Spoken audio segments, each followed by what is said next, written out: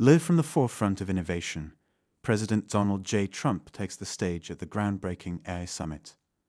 In this pivotal address, the president outlines his administration's bold vision for artificial intelligence, national security, and American leadership in emerging technologies. Stay tuned as he delivers powerful remarks and signs landmark executive orders aimed at shaping the future of AI in the United States. The brain power, the greatest power of them all, the brain power.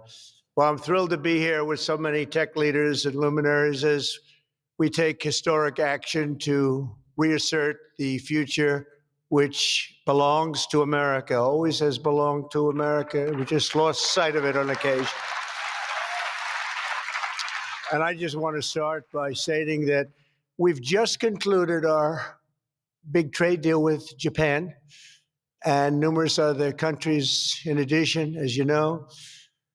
But on the Japan deal, because it was literally just signed, letter was just signed, it gives us a sort of signing bonus. So I'll bring it into sports talk, a signing bonus. Like you have signing bonuses too, I understand. Getting a lot of money, 100 million, that's not bad. But that's not as good as the signing bonus we got. We got a $550 billion signing bonus for the country. And we had the tariff at 25%. As you know, we had a tariff at 25%.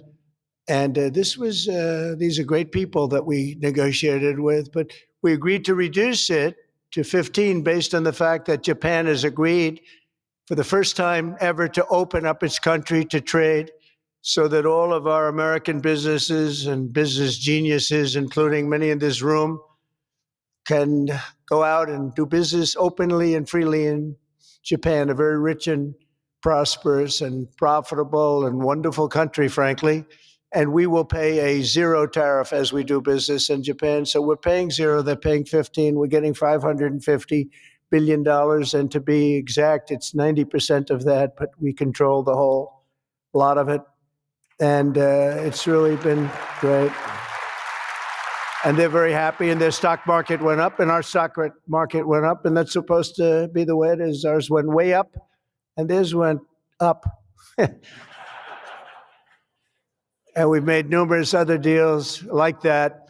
But the opening up of a country is very important to us. We have numerous countries that have opened their doors, just made some incredible transactions, but we're going to have a very, very simple tariff for some of the countries. We have so many countries, you can't negotiate deals with everyone. So we'll have a straight, simple tariff of anywhere between 15 and 50%.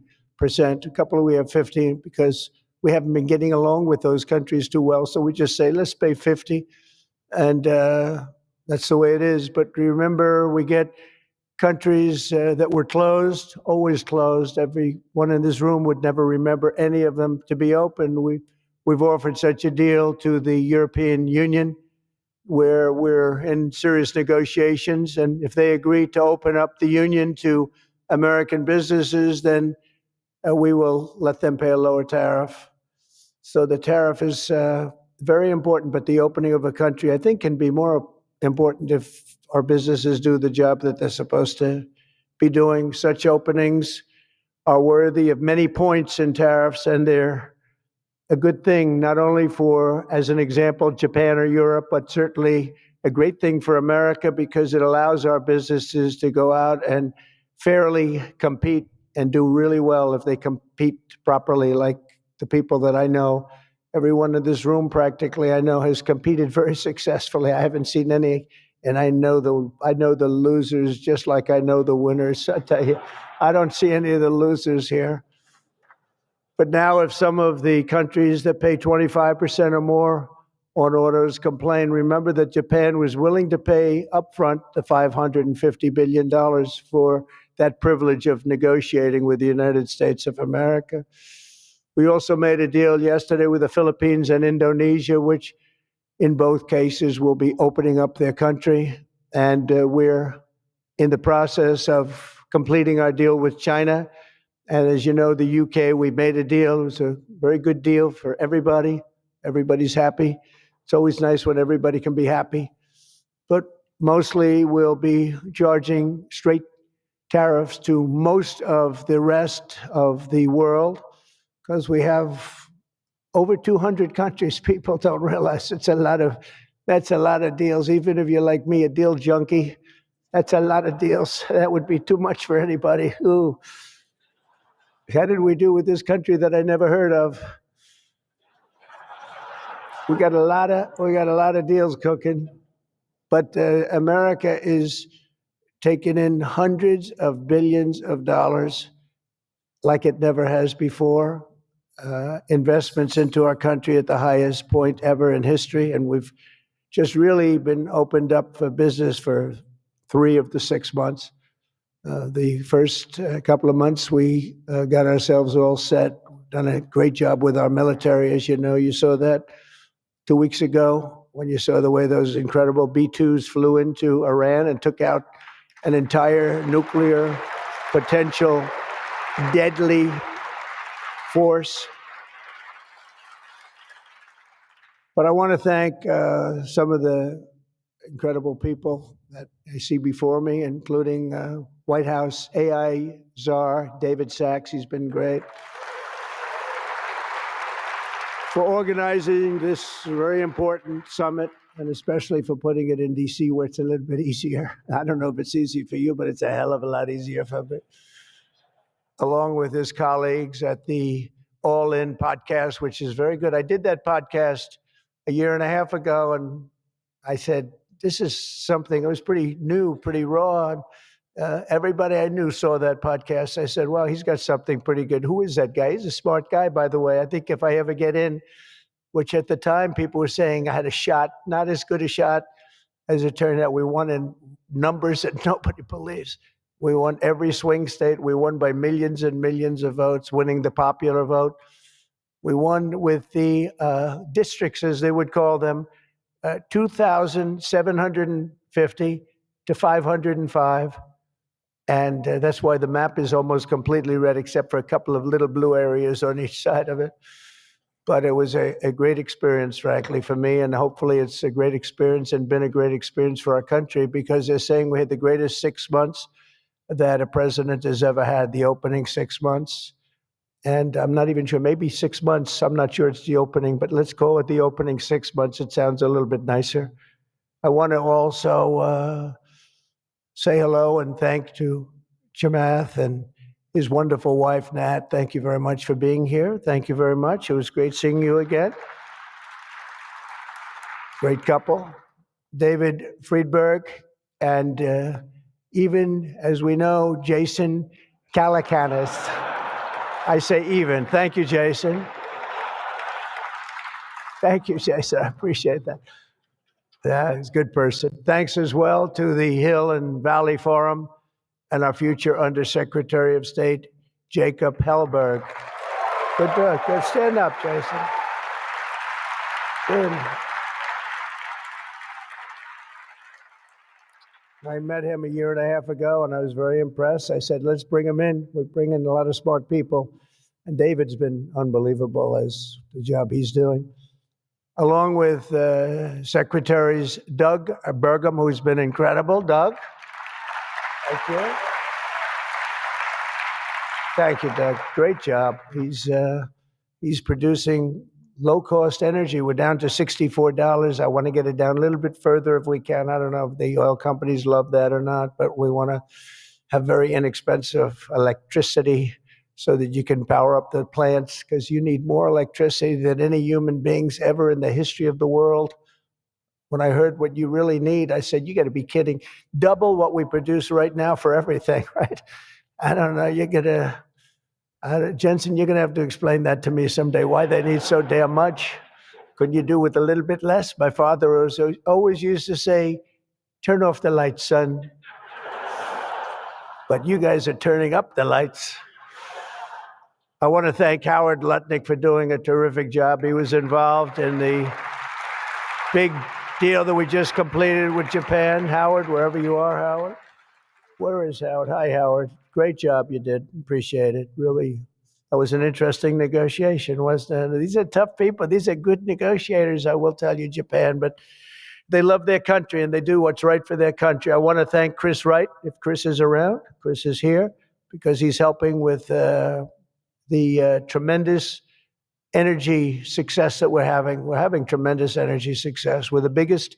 We have more energy than anybody else in the world. Nobody knew that until I came along, but we have more energy than anybody else in the world. We're making incredible deals on energy, including deals in Alaska. Well, we that's the mother lode. That's the big one. And we're making deals with various Asian countries that need it. And it's actually hard to believe, you don't think of it, but Asia is very close to Alaska, relatively speaking. It's not the closest, but it is pretty much the closest when it comes to oil and gas and energy. And we're making some incredible deals. And I want to thank Chris. Chris is fantastic, works in partnership really with this gentleman who's the head of all of, you've got the land and he's got the energy, right? But they formed a great partnership, Doug. So that's one of the greatest partnerships I've seen in a long time. They work hand in hand and they have done a great job. Administrators, Kelly Loeffler, I think, is here. Kelly, thank you very much. Hi, Kelly. Thank Kelly. And probably the most important man in the room, and I say it in all sincerity, more important than Doug and Chris and all that energy they're producing. He's a man that produces fast permits on the environmental impact statements. He gets them done. I said, Lee, you have 1 week for nuclear, and you have a couple of days for oil and gas, okay, for the approvals. And we kid, but he really is. He's knocking them out fast. He's knocked out a lot. A lot of you guys have started your plants already, and you've already had your approvals. So where's Lee Zeldin? Is he here? He is so great. This guy, he is so great. That's why he has a slightly better seat than I gave to Doug, you see? Nah, he's doing a fantastic job in a lot of ways, but he's doing a great job, and he's getting fast permits and safe and good and everything else, but he's moving them along rapidly, already given some. And, one of the most exciting things we'll talk about in a second is the fact that you're going to build your own electric producing plants when you build whatever you're building. And it's different things, including automobile factories, which are going up all over the place. You'll see them starting soon. They're moving into our country because of the tariffs, because they don't want to pay the tariffs. They're moving into our country at a record speed. But the ability to build your own electric plant, not having to rely on a 100-year-plus old grid. And then if you have electric capacity extra, you're going to sell it into the grid, make some money, but you'll sell it right back into the grid. Director of the Office of Science and Technology Policy, Michael Kratsios. Michael, thank you very much. Thank you, Michael. As well, it's supposed to be taking a vote right now, big vote. Senator Ted Cruz. Is Senator Cruz here? Oh, look at my senator. Why aren't you voting? I think we lost David McCormick, who's voting. So is David here? Because you're supposed to be voting, Ted. I don't know. I'll tell you what, this man works hard. Ted works hard and he works good. And a very special thanks to some of the top industry leaders here, including somebody that's amazing. I said, look, we'll break this guy up. This is before I learned the facts of life. I said, we'll break him up. They said, don't say it's very hard. I said, why? I said, what percentages of the market does he have? Sir, he has 100%. I said, who the hell is he? What's his name? His name is Jensen Huang, NVIDIA. I said, what the hell is NVIDIA? I've never heard of it before. He said, you don't want to know about it, sir. I figured we could go in and we could sort of break him up a little bit, get him a little competition. And I found out it's not easy in that business. I said, supposing we put the greatest minds together and they work hand in hand for a couple of years. He said, no, it would take at least 10 years to catch him if he ran NVIDIA totally incompetently from now on. So I said, all right, let's go on to the next one.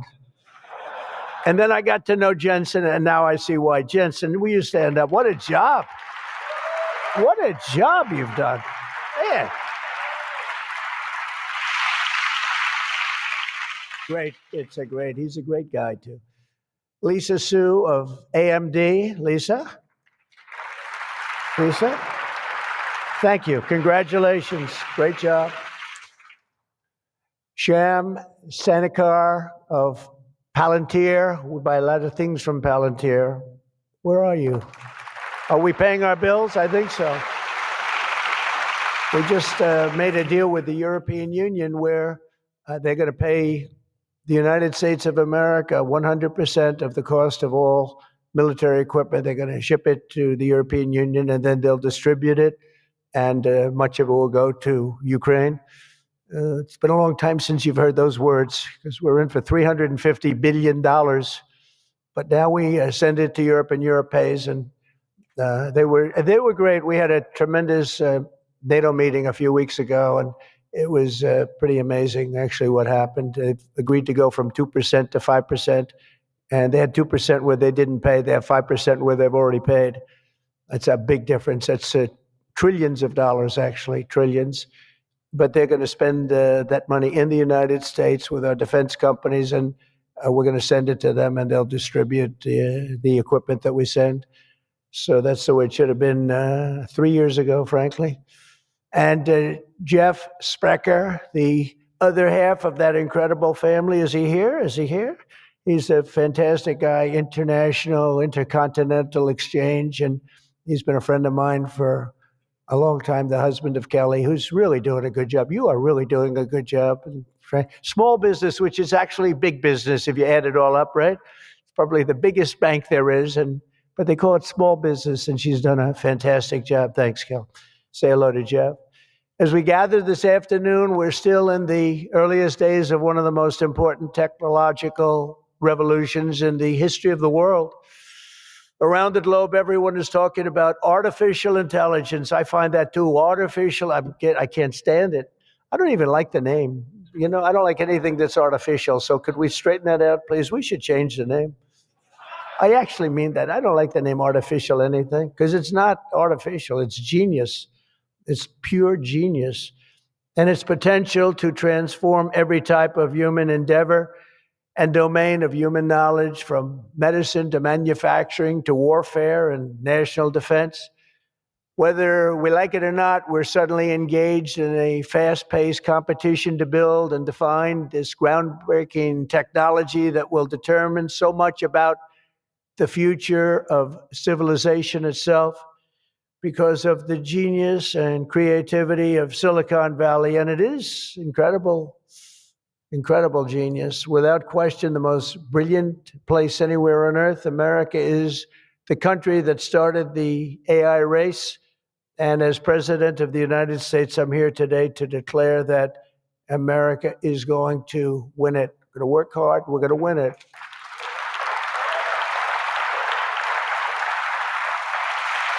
Because we will not allow any foreign nation to beat us. Our children will not live on a planet controlled by the algorithms of the adversaries advancing values and interests contrary to our own. We don't want to have contrary interests. We want to get along, and we'll get along with other countries. We're having a great relationship, as I told you, with those countries that we mentioned, with Japan and Indonesia and so many others. The European Union, we're getting along very well with China. A lot of respect for President Xi. We have a great relationship, and we'll see how it all works out. But we're getting along with countries it's really been pretty amazing, I will say that, and it's a good thing. It's a good thing, not a bad thing. So from this day forward, it'll be a policy of the United States to do whatever it takes to lead the world in artificial intelligence. Such an important thing happening. This is really something that nobody expected. It just popped out of the air, and here we are. But we will defend our nation, our values, our future, and our freedom, and it will be really great. But what we really need to be successful is a very simple phrase called common sense, and that begins with a common sense application of artificial and intellectual property rules. It's so important. You can't be expected to have a successful AI program when every single article, book, or anything else that you've read or studied, you're supposed to pay for. gee, I read a book, I'm supposed to pay somebody. And, we appreciate that, but you just can't do it because it's not doable. And if you're going to try and do that, you're not going to have a successful program. I think most of the people in the room know what I mean. When a person reads a book or an article, you've gained great knowledge. That does not mean that you're violating copyright laws or have to make deals with every content provider. And that's a big thing that you're working on right now, I know, but you just can't do it. China's not doing it. And if you're going to be beating China, and right now we're leading China very substantially in AI, very, very substantially. And nobody's seen the amount of work that's going to be bursting upon the scene.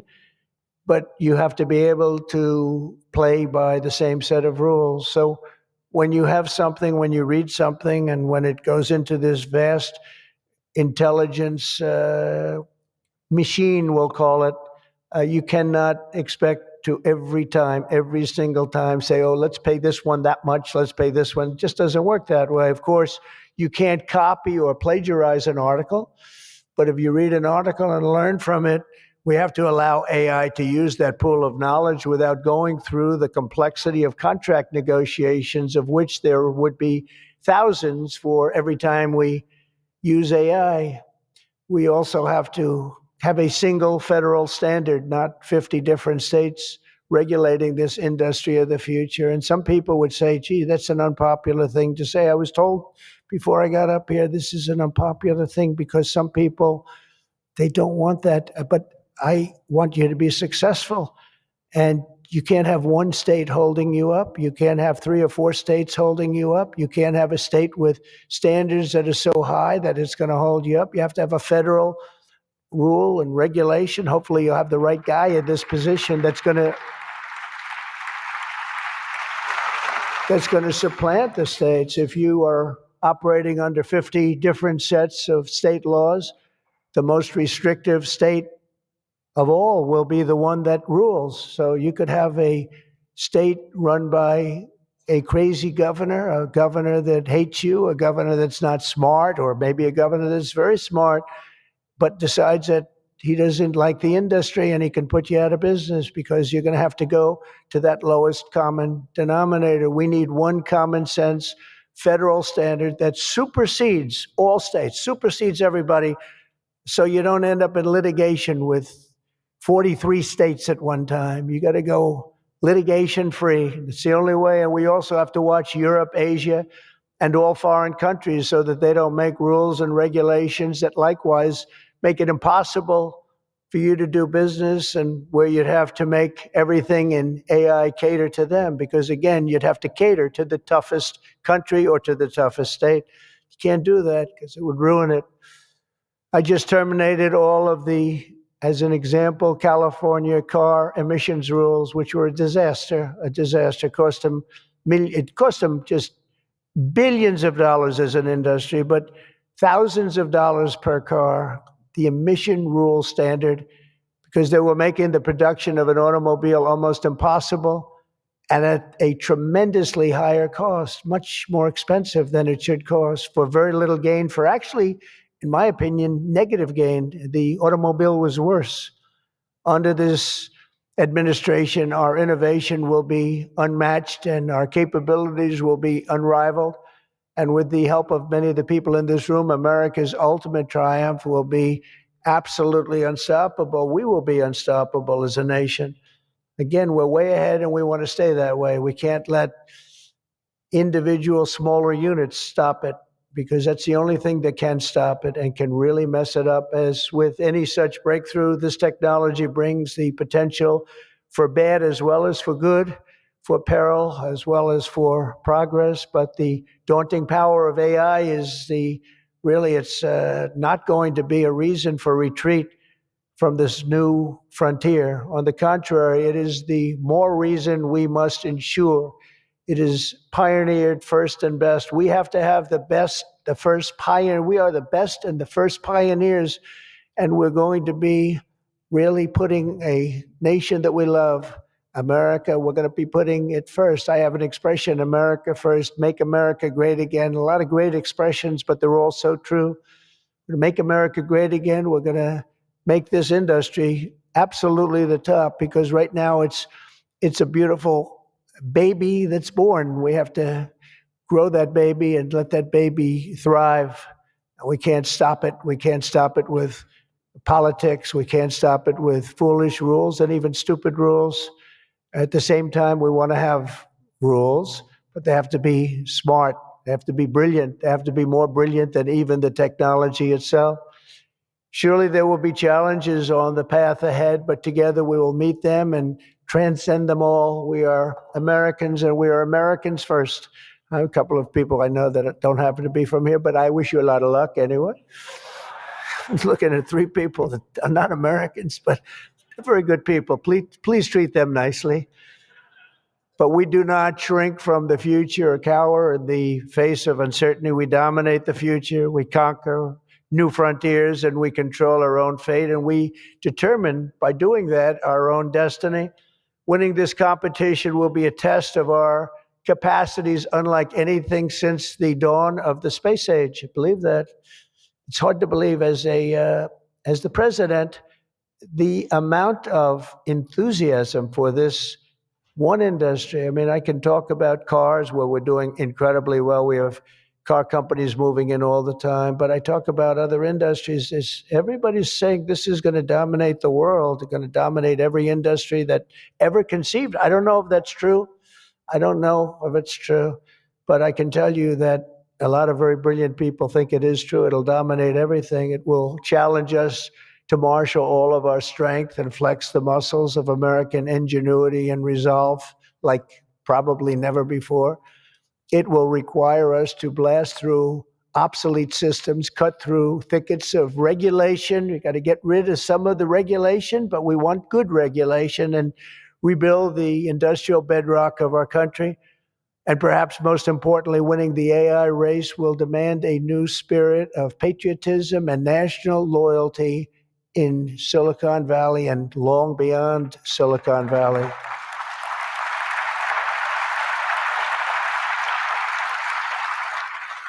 For too long, much of our tech industry pursued a radical globalism that left millions of Americans feeling distrustful and betrayed. And you know that. Everybody knows that. Everybody in this room certainly does. Many of our largest tech companies have reaped the blessings of American freedom while building their factories in China, hiring workers in India, and slashing profits in Ireland. You know that? All the while dismissing and even censoring their fellow citizens right here at home. Under President Trump, those days are over. We need U.S. technology companies to be all in for America. We want you to put America first. You have to do that. That's all we ask. That's all we ask. To partner with our tech geniuses in achieving this vision today, we're releasing the White House AI Action Plan. Big stuff. We're signing it right after this. In fact, I see it sitting right there. Maybe I should just sign it right now. Who the hell has to make the rest of this speech, right? But here are the pillars of the strategy. First, my administration will use every tool at our disposal to ensure that the United States can build and maintain the largest, most powerful, and most advanced AI infrastructure anywhere on the planet. America needs new data centers, new semiconductor and chip manufacturing facilities, new power plants and transmission lines. And under my leadership, we're going to get that job done, and it's going to be done with certainty and with environmental protection and all of the things that we have to do to get it done properly. Virtually all of these large capital investments can be and should be made by the private sector. And they want to do that. They just want to be able to do it. But for that reason, America must once again be a country where innovators are rewarded with a green light, not strangled with red tape so they can't move, so they can't breathe. And that's not going to happen. You're going to see things that you've never seen in this country before. So often, and I've been watching for many years, I've watched regulation. I've been a victim of regulation. A zone change that takes 6 years for a building in Manhattan or whatever. But I was good at zone changes, but it took a long time. By the time you got the zoning, the market changed. You didn't want to build the building. You say, well, but in some cases that made you lucky, didn't it? Huh? In some, not too many people understand that in this room, but in some cases, waiting for that approval as the market collapsed was a good thing, not a bad thing. But it's time to reclaim our heritage as a nation of builders. And that's why, upon taking office, I signed a historic executive order directing that every one, and this is so important, for every new regulation, 10 old regulations must be immediately eliminated. So we have old regulations that clog up the books that don't even mean anything anymore. You know, in my first term, I had more regulation cuts than any president in history times 4, and that included two-term presidents where you're talking about 8 years. We had more than any other president, and I think we may even top it this year. We may very well be able to top it during this period of time because you are a regulation-prone group. And we're looking to get those regulations out of your way so you can use your genius. Earlier this month, we also enacted the largest tax cuts in American history when I signed the One Big Beautiful Bill into law. And I think the most important thing in the whole tax cut in terms of pure economics, and I think one of the reasons that we had the most successful economy in history during my first term, and I think this is going to blow it away. So far it is, and I think this is going to blow it away. But the reason we had was I had expensing at 100%. And what we did is we included 100% in this bill, expensing for all capital expenditures, including investments in factories and equipment and structure. Structure wasn't included last time, so even structure, and you're able to write it all off immediately. That's the biggest thing, not 38 years, not 42 years. You're able to write it all off immediately.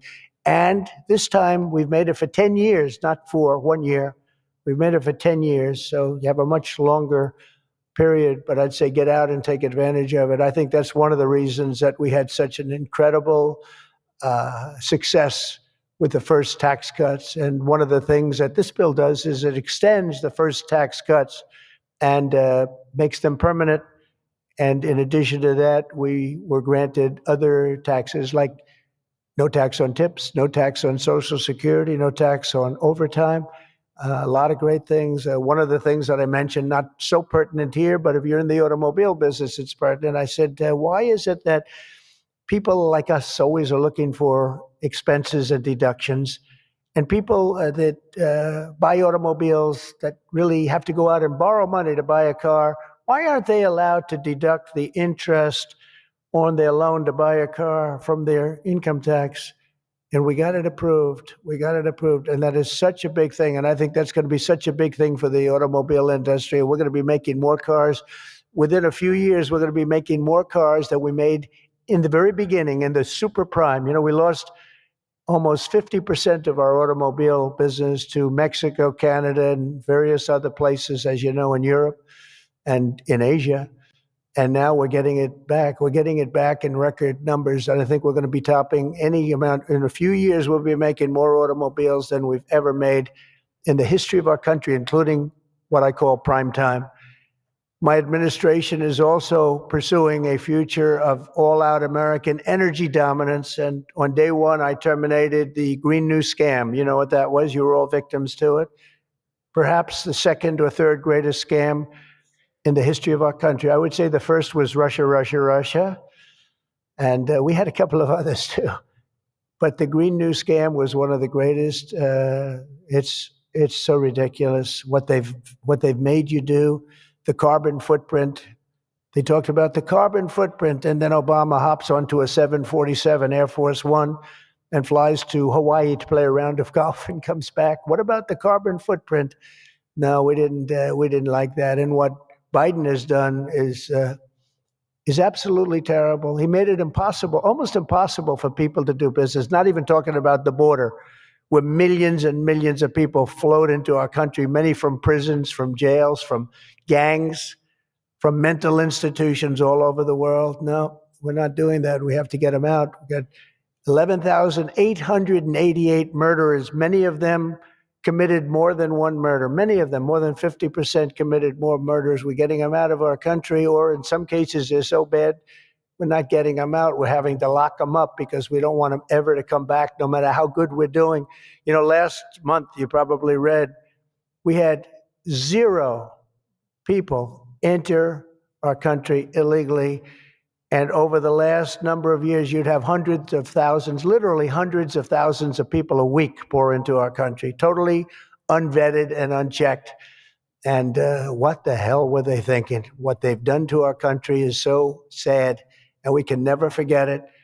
But we're unleashing all forms of energy, including natural gas, oil, and clean, beautiful coal. I instructed my people, in the form of Chris and Doug in particular, you are not allowed to say the word coal without saying clean, beautiful in front of it.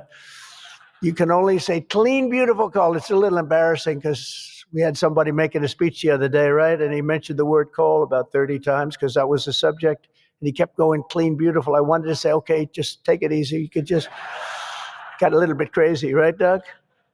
But it's, you know, China's using it. They're building now 57 big power plants, all fueled by coal.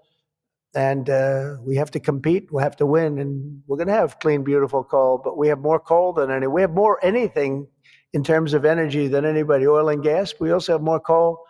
In May, I also signed an executive order to rapidly begin construction of safe, reliable nuclear reactors. That's a big thing now. And many of you are going to be using nuclear. You know, I had problems with nuclear. I saw some of the things, but what they've done with nuclear is like what you've done with AI and other things. It's incredible, actually. It's long-term. It's inexpensive. It's safe. What they've done is really amazing. So we opened up the industry. Very strict rules, but we opened up the industry, and some of you are going to choose nuclear over oil and gas or whatever it might be. Under the last year of Biden, China added 11 times as much power generation capacity as did the United States. Can you imagine that 11 times? Under the Trump administration, we will be saying those very famous campaign words, drill, baby, drill, and build, baby, build. And we will be adding at least as much electric capacity as China. We think we're going to catch them and maybe even have something a little bit extra. They're going very rapidly, but so are we. And we'll be doing at least as much, and every company will be given the right to build their own power plant. So when you build, you can build your power plant with it, and you are essentially going to become your own utility. It's a utility to yourselves.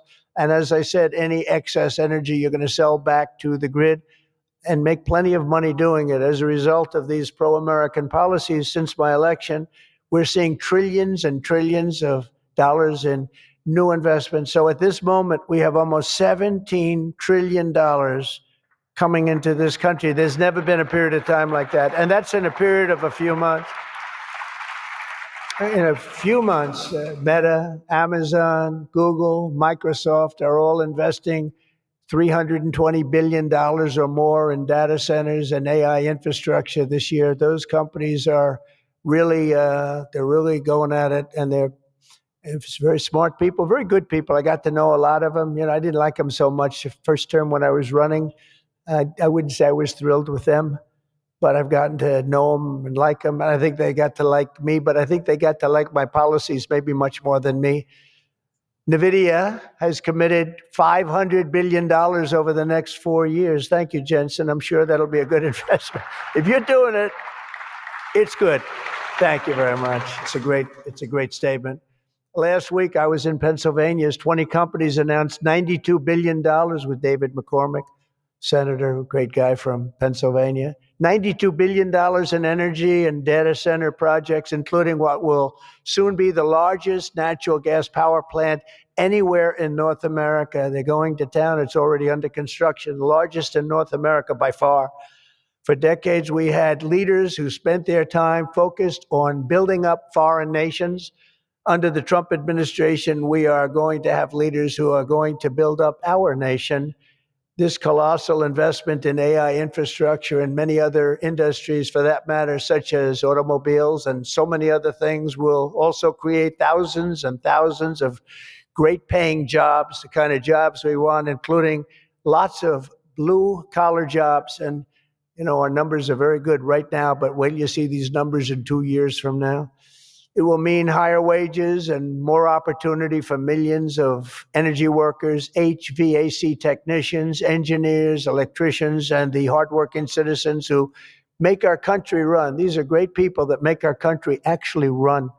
To ensure America maintains the world-class infrastructure we need to win today, I will sign a sweeping executive order to fast-track federal permitting, streamline reviews, and do everything possible to expedite construction of all major AI infrastructure projects. And this will be done.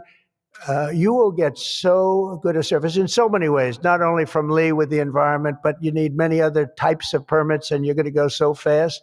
You're going to say, well, wait a minute, this is too fast. I didn't expect to go this quickly. This is a problem. I may cause a problem in opposite, but including factories, data centers, and power plants of all kinds, the United States will have total industrial and technological supremacy. The second pillar of our action plan for AI dominance is to get the entire world running on the backbone of American technology. And I think that's very much happening right now. And I think it's going to happen. The last administration was obsessed with imposing restrictions on AI, including extreme restrictions on its exports. As you know, they made it very difficult to export. This alienated American partners and drove even our friends into the arms of China and other countries. That's why upon taking office, I repealed the so-called Biden diffusion rule. Can you imagine that? That crippled American AI exports, the Biden diffusion rule. I wonder who came up with that name, because he has no idea what it is. He had no idea what it was. He came up with a rule. I wonder who drew that one. I wonder, was that signed by the AutoPen, I think, because they went to him and said, we're going to do a diffusion rule. Mr. President, what? What? It's okay. The AutoPen will take care of it. It's one of the greatest scandals in the history of our country. Let me tell you, under my administration, we will maintain necessary protections for our national security, but we will never forget that the greatest threat of all is to forfeit the race and force our partners into rival technology. We're not going to do that. We're not going to do that. Okay? Not going to let that happen. That could be the end. When I traveled to the Middle East in May, every leader I met was thrilled to do business with American tech firms and with America, and they were all thrilled to meet me, believe it or not. It's hard to believe, isn't it? But they were. By the way, most powerful woman in the world is here today. Susie Wiles, stand up, please. Susie Wiles, Chief of Staff. She can take out a country with a mere phone call. No, they just voted her the most powerful woman anywhere in the world. She might be the most powerful person in the world, I think. But she's done hasn't she done a good job, though, huh? Good.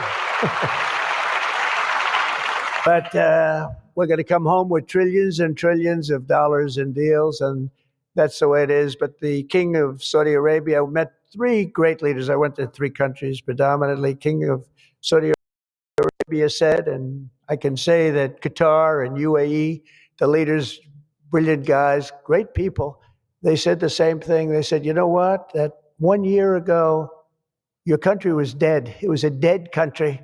They were looking at China. They were looking at other places, but you had a dead country. And today, Mr. President, you have the hottest country anywhere in the world. They said that, and they meant it so strongly. And when I went to NATO 2 weeks ago, where we made the deal where they pay 5% instead of 2%, they said the same exact thing. They said, boy, I tell you what a difference it is. It's a year ago, you people were dead.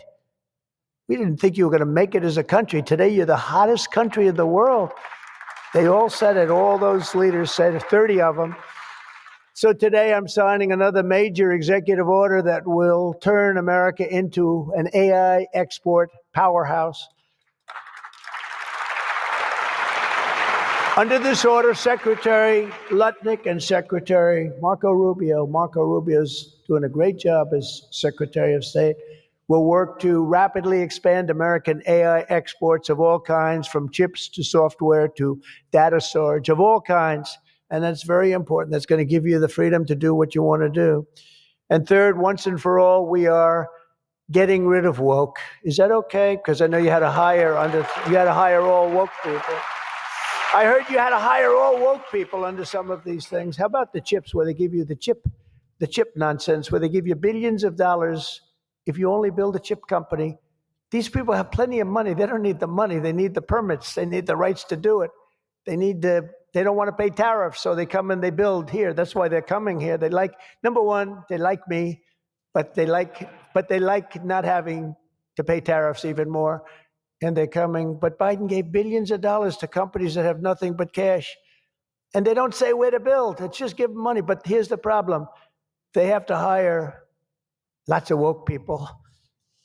And they say woke isn't for this particular industry. We've noticed that. They're not for a lot of industries, if you want to know the truth. So the guidelines were impossible. They're going to give you money, but you got to hire this and this and this and that. And I don't want to get into it too much because I don't want any controversy today. But you have to hire a lot of people that were not into this particular world that you're in. And so therefore, all the money they gave didn't mean a damn thing. One of Biden's worst executive orders established toxic diversity, equity, and inclusion ideology as a guiding principle of American AI development.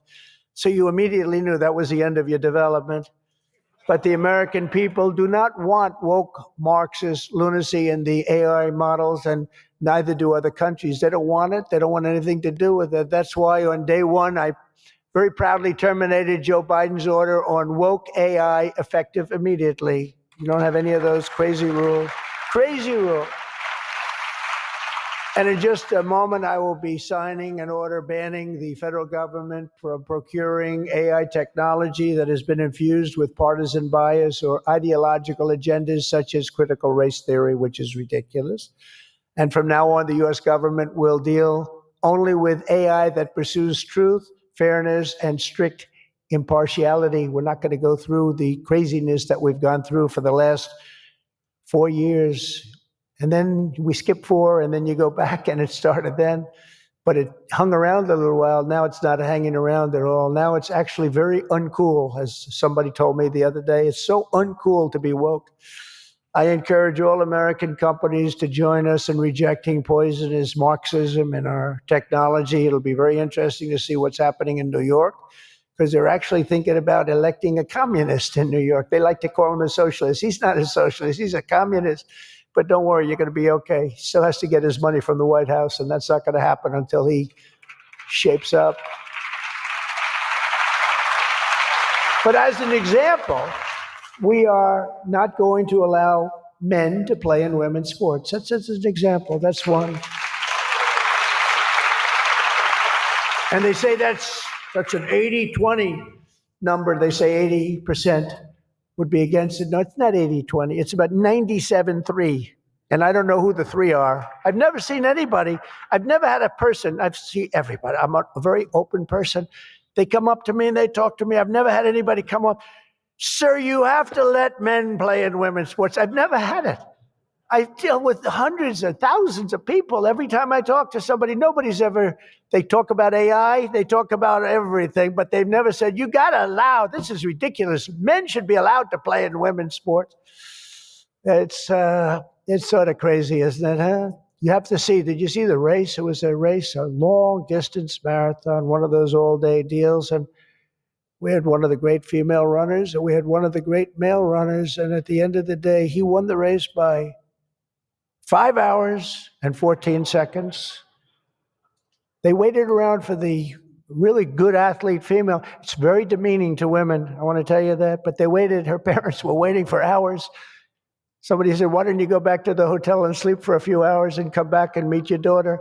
This is what they do. You got to see the weightlifting records. They're the best of all. A woman lifted 212 pounds. It was a world record. It held for 18 years. And now a man who transitioned came up and looked at the bar. How much is it? 212 pounds. Oh, let me try it. Bing, bong. I think he broke the record by 109 pounds. It's going to be a long time. It's going to be a long time before a woman catches that. And these are great athletes and great people, and it's demeaning. And who the hell wants this? We're off of that whole standard, because I just tell you those as examples. We're off of it. The reason the last administration was so eager to regulate and restrict AI was so they could limit this technology to just a few large companies, allowing them to centralize it, censor it, control it, weaponize it. And they would weaponize a very dishonest group of people. You probably saw that because we caught them in the act. We really caught them. We had it before, but now we really have them.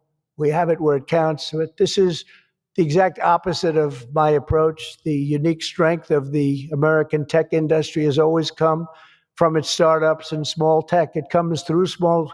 Jensen was small. Were you ever small? I think so. When you started in your bedroom, I think you were small, right? He started as very small, and now he's really become very amazing.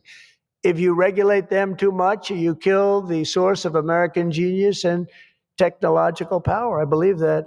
Joe Biden had a plan to lose the AI race. I think he wanted to lose it because his plan would never have worked. It would have never been successful. You would have spent a lot of money and you wouldn't have been able to win.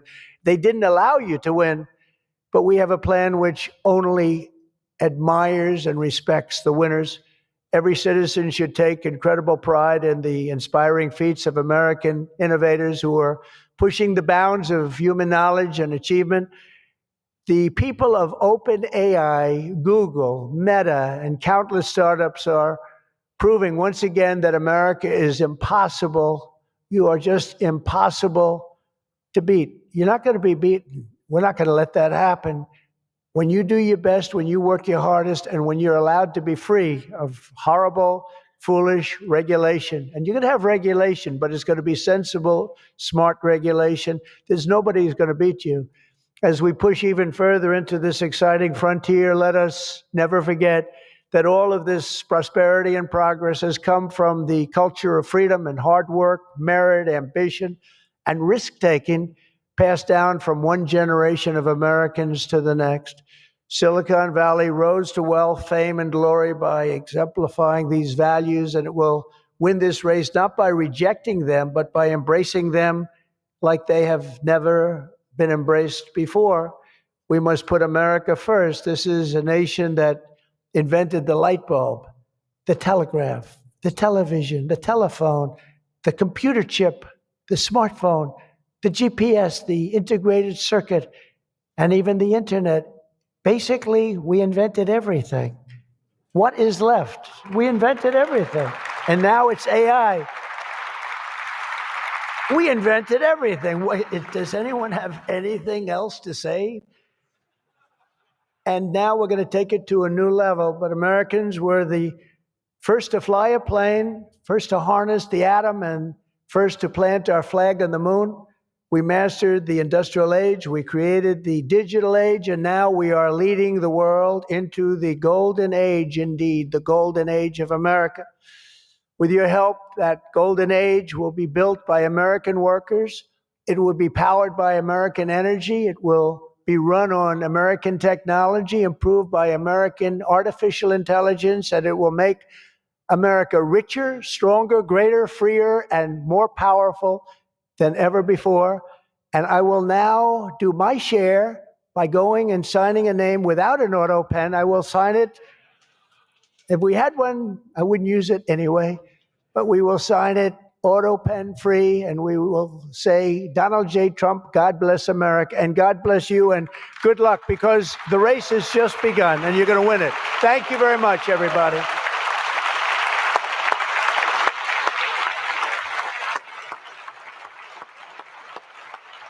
Thank you.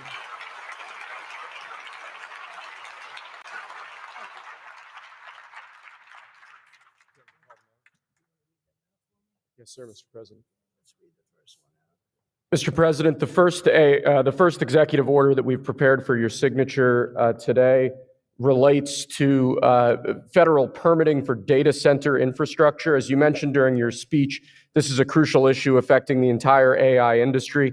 What this executive order will do is establish fast-track permitting and ensure that the federal government is working to get data centers approved and through the permitting pipeline as quickly as possible.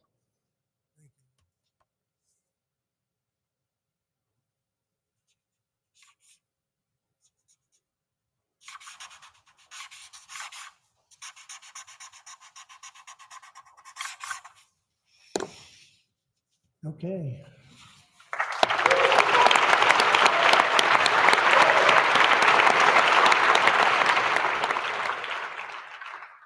As you said before, sir, it's absolutely essential that American AI models and the American AI industry dominates the future of this industry around the world. What this next executive order will do is promote through various instrumentalities of the federal government the export abroad of American AI models to ensure American AI dominance in the future. Right.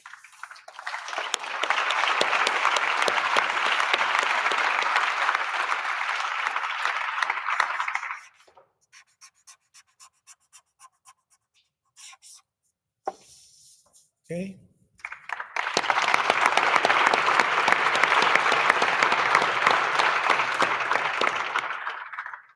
And lastly, sir, as you said in your speech, we don't want woke AI. We want AI models based on accurate information that give accurate information and accurate answers. This executive order will ensure that when the federal government procures or promotes different AI models, that those AI models are ideologically neutral, that they don't embrace wokeism and critical race theory and all of these terrible theories that have done so much damage to our country.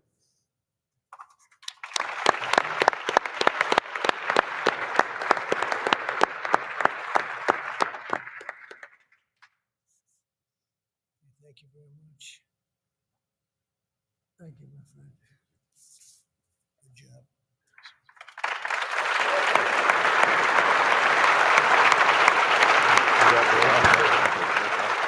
Thank you, everybody. Thank you very much, everybody. Good luck. Good luck. Thank you very much. As the world races toward an AI-driven future, President Trump's remarks and executive actions at today's summit mark a defining moment in America's technological strategy.